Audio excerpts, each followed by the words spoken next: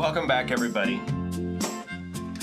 This is a patron-only breakdown video of me breaking down. No, I'm going to break down what I was doing in the live looping music mindfulness service, Sunday service. I just finished.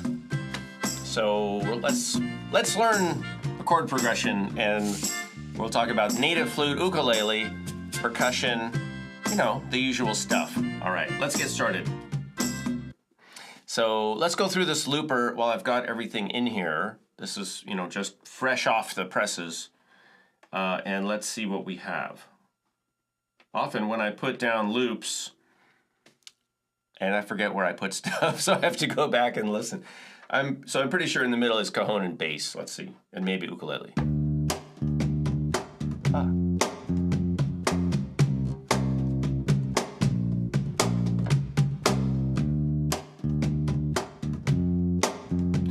All right, so it's just a rock and roll kind of, you know, funk rock. I don't know, just rock beat on the cajon. I'm not going to play too loud because I'm not setting all the levels right now. Pretty straight ahead, simple bass line. I'll talk about the chords in a second. Let's see what we have here. Just ukulele. And so the chords that I was playing, in case you want to recreate this for yourself, this is in D minor, basically. Well, I mean, you could say it's in F, actually, F major. It starts on D minor, and then it goes to F major, and then C, and then B flat. So what it's really doing is it's starting on the 6th chord, the minor chord in the key of F. So it's kind of a weird place to start, but I like it. It's got a it's a different take on the pop chord progression. So D minor, F, C, B flat, which is the 4 chord. So 6. 6, 1, 5, 4. All right, 6, 1, 5, 4 is the chord progression. Let's see what else.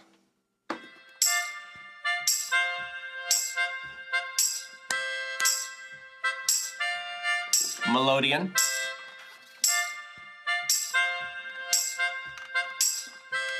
This is the Suzuki Melodeon. It's a slightly higher model. It's not the bass model. Let's listen to those 3 things together.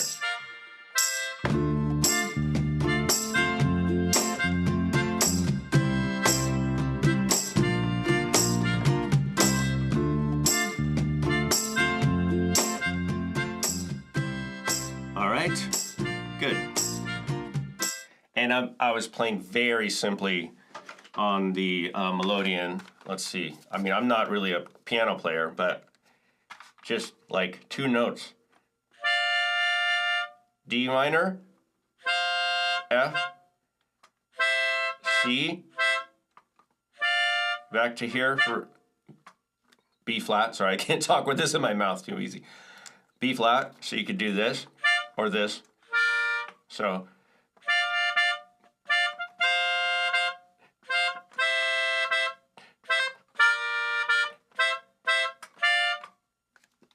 something like that.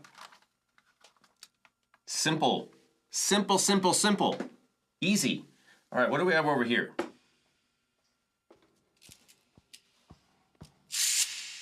A lot of nothing. That's no. So that's the cabasa.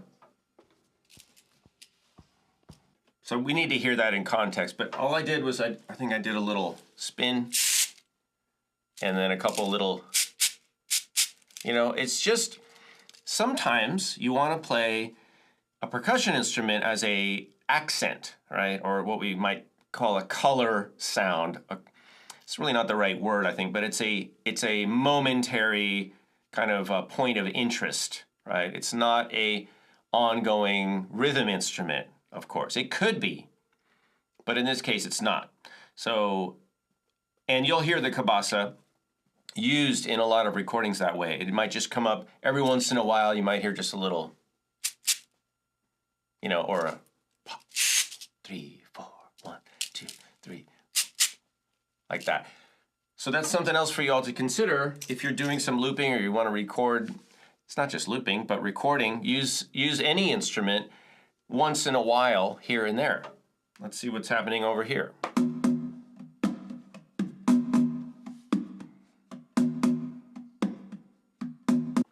It's the cajonga, or kabanga, or djembe, kabunja, kombucha? Let me see what's going on in here. I'm using it like a conga drum, right? So it's got a similar tone, way smaller, and I can pick it up with one with one arm. So yeah, so let's listen to all of that now, and you know, you can tune into those sounds. So let's go. 1, 2, ready.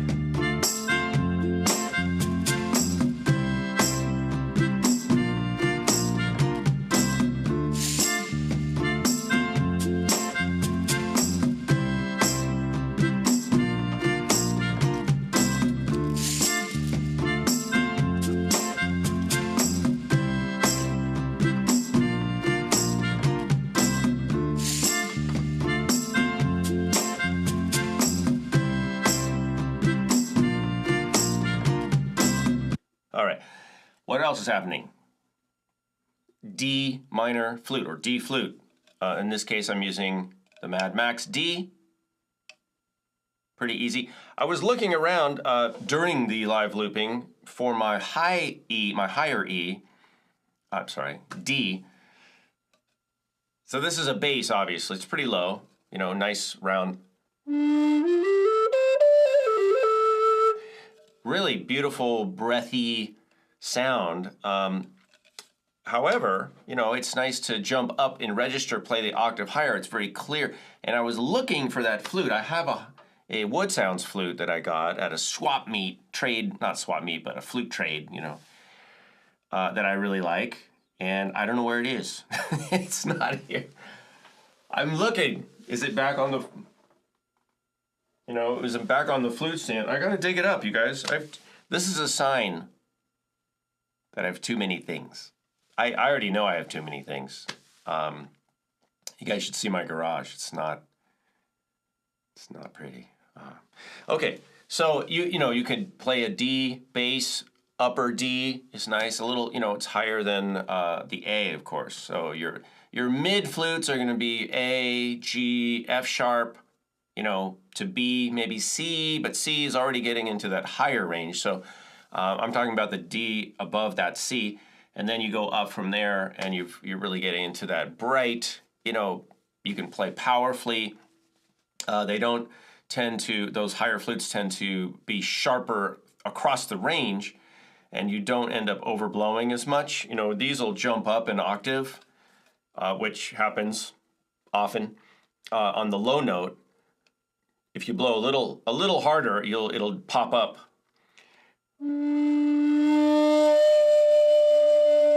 And then what you do, you switch over to the actual octave, and then you can come back down. My friend Clint Goss showed me that trick.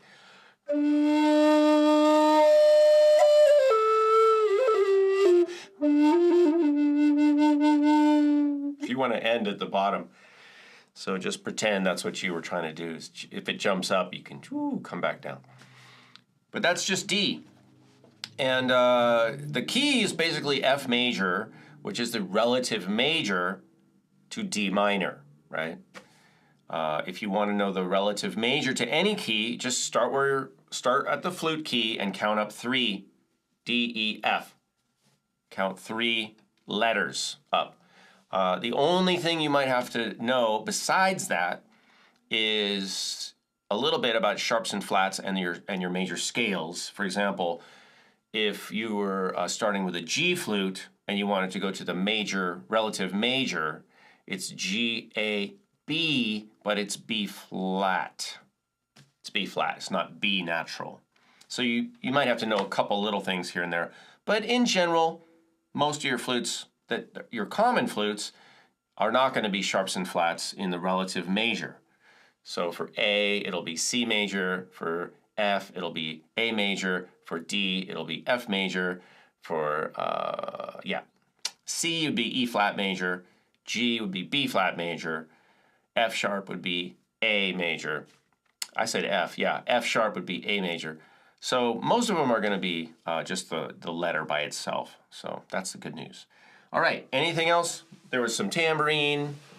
I don't need to show that. I think that's all we had going on there. So just we'll listen one more time. And if you have any questions, of course, message me. Try not to leave your questions for me in the comments because I may not see it. I should see it, but I may not. But here's the track one more time.